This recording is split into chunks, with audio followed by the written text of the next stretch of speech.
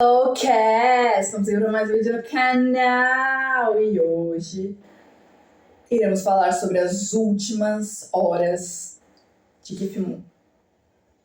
Baterista do The Who, um dos meus favoritos, um dos favoritos de todo mundo, de todos os bateristas, e deveria ser seu também, que é baterista, né? Em 6/9/1978, que fez.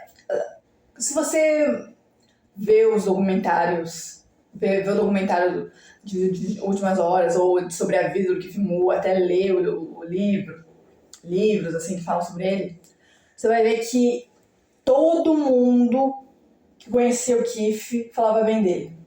Gostava de ficar com ele, porque o cara tava sempre de bom humor, sempre entre aspas, né? Já vou chegar lá. Ele era uma pessoa muito elétrica, agitado, ele também agitava muito. Ele vivia bebendo e usando remédios para... remédios para... seria, digamos, a ansiedade, mas não é isso. Vamos continuar.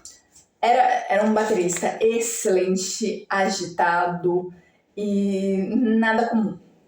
Bem diferente dos outros. Mas ele tinha uma pegada bastante do jazz, de um baterista do jazz, que de novo eu me esqueci o nome, mas que é um cara assim que é habilidoso. E o Keith também era habilidoso e bem agitado ao vivo. Ele tinha um costume de destruir lugares, de explodir coisas. Aquele episódio de 1967 em que o The Who apareceu na primeira vez na televisão, eu acho que era americana, né? Ou britânica? Eu acho que era americana. Não, em que ele colocou uma bombinha dentro da própria bateria. Só que e disse pro cara, não, eu sou profissional nisso, eu sei o que eu tô fazendo. E aí o cara acreditou, só que aí o Keith foi lá e colocou mais algumas. E aí, na hora de finalizar, como o The Who finaliza, com uma explosão, com quebrando a guitarra e fazendo todo aquele barulho e tudo mais, explodiu a bateria na TV ao vivo. Ali. O Roger ele ficou muito irado com o Keith depois. Ele ficou muito irado. Só que aí, na frente da TV, ele meio que se segurou ali, né? Se comportou.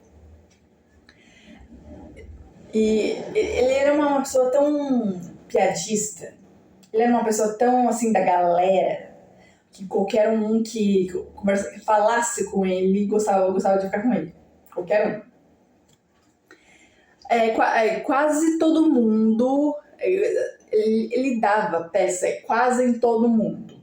Quase todo mundo levava peça dele. Tipo, o Pitacho ele já levou o Roger. Só que o Roger, entre fares ali.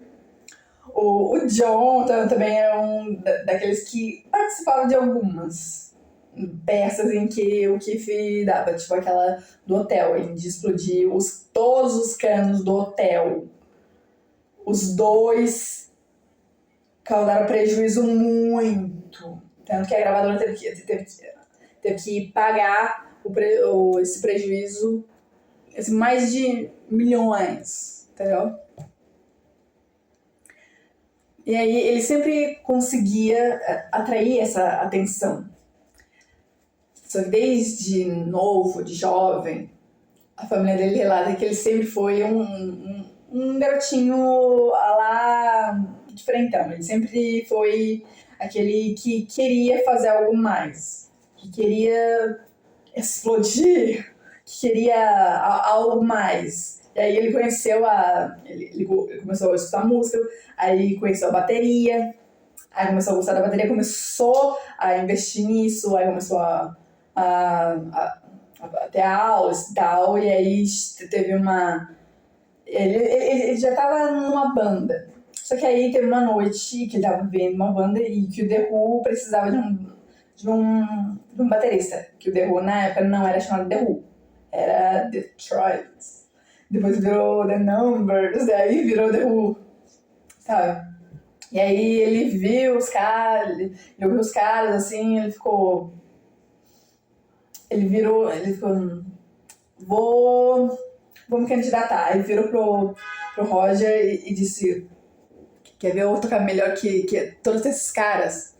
Foi pra bateria e arrasou. Foi contratado na hora. E aí, pra quem não sabe, o Roger Daltrey, ele é daqueles caras que é muito contador de história. Ele conta as histórias assim de um jeito tão profissional, sabe? Porque todo mundo que quer escutar o Roger e pergunta sobre o Keith, o Roger sempre responde. Ele sempre vai contar uma história, porque sempre é uma história diferente, entendeu? Tipo, aquela história dele dizer, ô Keith, por que você não toca aqui num baterista normal? Um baterista normal? Como eu tocar um baterista normal? Isso dentro do estúdio, eles com pontos e tudo mais. E aí vamos para a inspiração dele é o Jim King, a inspiração dele. Escutem esse baterista. Esse baterista ele tem umas viradas, ele também tem uma habilidade, uma agilidade ali que é impressionante. E jazz, tá? Aprecia o Jim King, viu? Só anotando aqui pra lembrar. Vocês estamos aqui. Aí estavam fazendo uma audiência pra. Ah, tá, essa parte ele se apaixonou pela Kim. Aí vamos entrar agora um pouco pela vida pessoal, amorosa. Ele se apaixonou pela Kim, que era a primeira esposa dele e única. E teve uma filha, que é a Amanda, que todo mundo chama de Mandy, né? Mas a vida dele era de rockstar. Ele não era um pai de família. Ele nunca foi um pai de família. Assim, o casamento deles durou, acho que uns 4 anos. Aí depois que o Keith agrediu ela, aí ela pediu divórcio, aí eles se divorciaram. E lembrando que o Keith também tinha essas coisas assim de infidelidade, sabe, né, vida de rockstar e tudo mais. E aí, só que tem uma curiosidade nessa história, que o The Who e o Small Faces eram do mesmo estúdio. Aí rolou uma tal briga lá em 68, na Austrália, que aí o Pitalch disse que nunca mais vão voltar pra Austrália, porque o Keith foi lá e fez o que fez e tal. E aí teve acho que uma briga entre as duas bandas, só que não era uma briga entre si. Não era briga, era assim, eles eram amigos. Só que anos depois, a Kim, que já tinha virado ex-esposa do Keith, casou com o Lenny do Small Faces, o vocalista e baixista. Não, guitarrista. Do Small Faces, que foi aquele que morreu num incêndio em casa e tal, tudo mais. Que é uma coisa, assim, digamos, bem... contar a história. E ao mesmo tempo... Não é interessante, mas é uma curiosidade, assim, que mexe com os vizinhos de plantão. E aí o Keith também matou por acidente um amigo dele em 1970. Por acidente, eles tinham acabado de sair, acho que de uma festa, e aí eles entraram, só que aí veio uma gangue meio que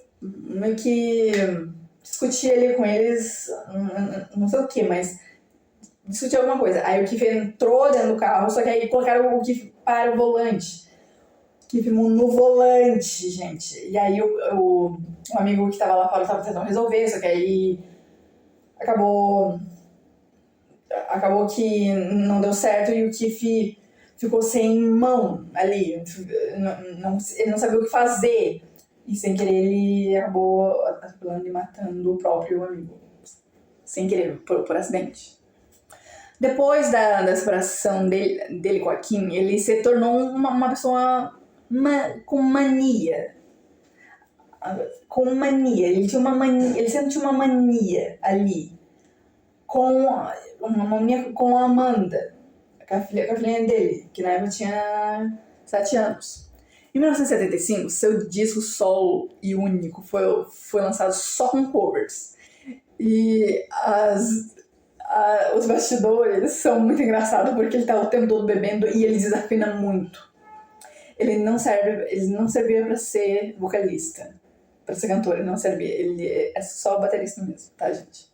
Ele desafinava muito, muito. O Keith e a Annette, que era a atual namorada dele,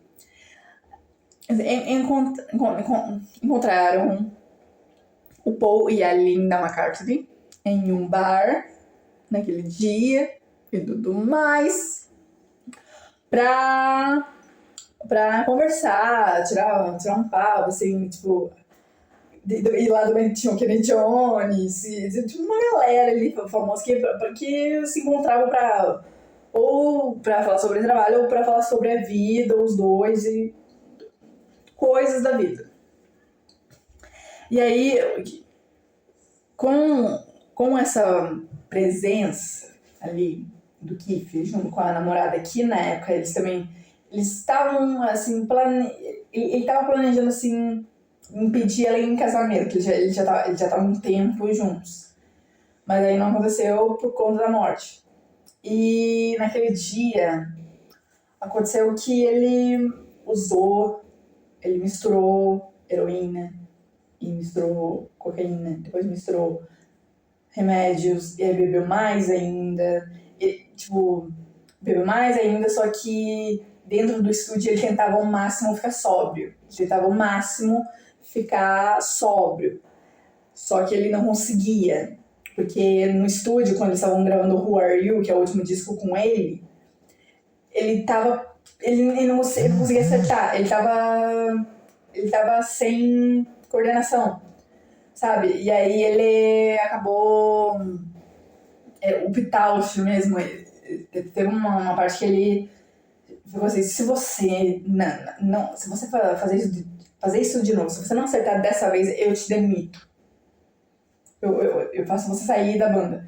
E ele, tentou ali, conseguiu, mas aquela coisa ali, ele já não tava mais bem. No videoclipe do Who Are You, que são no estúdio, né, que ele tava com uma fita aqui na cabeça segurando os fones, é porque ele não parava quieto. Ele não conseguia parar quieto. Sabe? Ele era uma pessoa muito agitada. E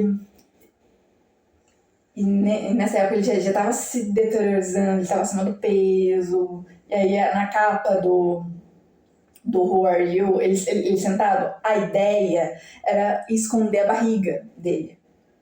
E funcionou. Tanto que tem uma outra foto em questão de pé, e que dá pra ver claramente que ele tá uma barriga enorme, sabe? Que ele, sei lá, de drogas, comida, sabe? E nesse momento ele tava muito deteriorizado, ele tava praticamente um zumbi, assim, existindo, praticamente. E aí, nessa noite, ele e a Annette se encontraram com o Paul e a Linda McCartney. E aí, nesse bar, o Kenny Jones estava junto com... que era o ex Small Faces e o ex The Faces também. Porque na época... Porque o The Faces, assim, tinha uma briguinha entre... umas coisinhas ali entre eles que só dá pra falar em outro vídeo aqui. Que aí eu vou falar só sobre a Wanda. Depois eles voltaram para o apartamento. E aí, depois que eles voltaram, aí já era de manhã, eles voltaram, aí no dia seguinte, no dia 7 de setembro de 78, que já era de tarde mesmo, a Amy acordou, assim, ela já tinha acordado de manhã, só que ela foi pra sala, porque ela viu que o Keith era muito espaçoso. Só que já era de tarde. Ela acordou, já era de tarde e ele não tinha acordado. Ela foi ver e viu o pulso dele. Ele tava sem pulso. E ela ficou desesperada, ligou pra ambulância e tal. Os caras chegaram, tentaram reanimar ele várias vezes, não conseguiram. E aí ele acabou morrendo por overdose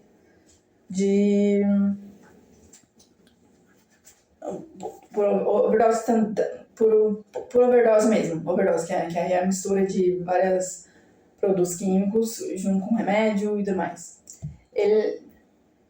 O Kenny Jones, ele relata no documentário